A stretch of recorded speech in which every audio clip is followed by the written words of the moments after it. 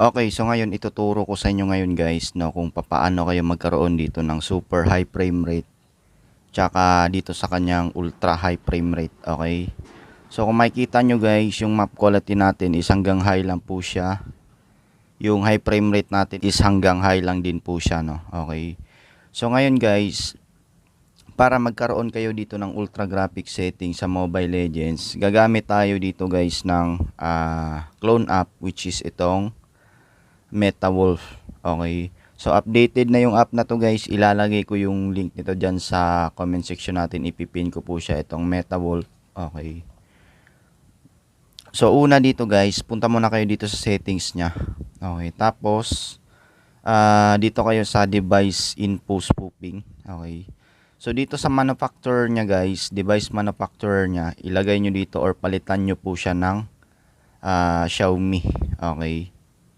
Then dito sa device model nyo guys, ipapalit nyo 25102 PCBEG. Okay. So ulitin ko guys, ito po yung device model nya, 25102 PCBEG. Okay. So ngayon, i-click nyo tong accept. Then balik ulit kayo sa settings. Tapos import nyo naman yung Mobile Legends na app. Click nyo po yung import local app. Okay. So dito guys, hanapin nyo po yung Mobile Legends nyo. Okay, na application. Ito. Tapos click nyo tong number 1. Okay. Then accept. Then back nyo lang. Okay. So nandito na siya guys sa lobby ng MetaWolf. So ngayon, wala na kayong ibang gagawin guys, kundi i-open nyo po yung Mobile Legends nyo. So open na natin.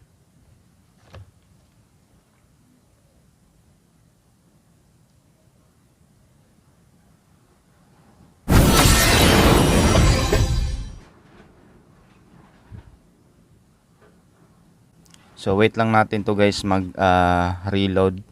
Then ilagin nyo lang guys yung mga Munton account nyo or yung mga account nyo dito sa Mobile Legends or dun sa original na Mobile Legends nyo.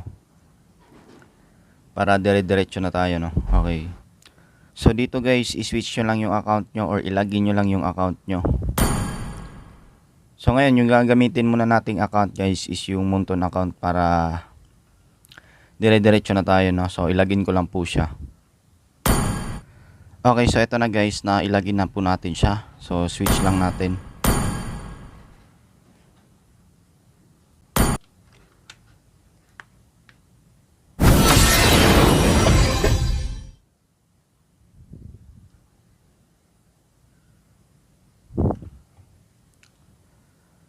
So ngayon guys, check na natin yung ating settings. Okay. So ayan guys, kung makikita nyo, meron na po tayong ultra sa map quality nya or yung ultra graphics. Tsaka itong sa high frame rate nya, meron na din tayong super, tsaka yung sa ultra, no. Okay.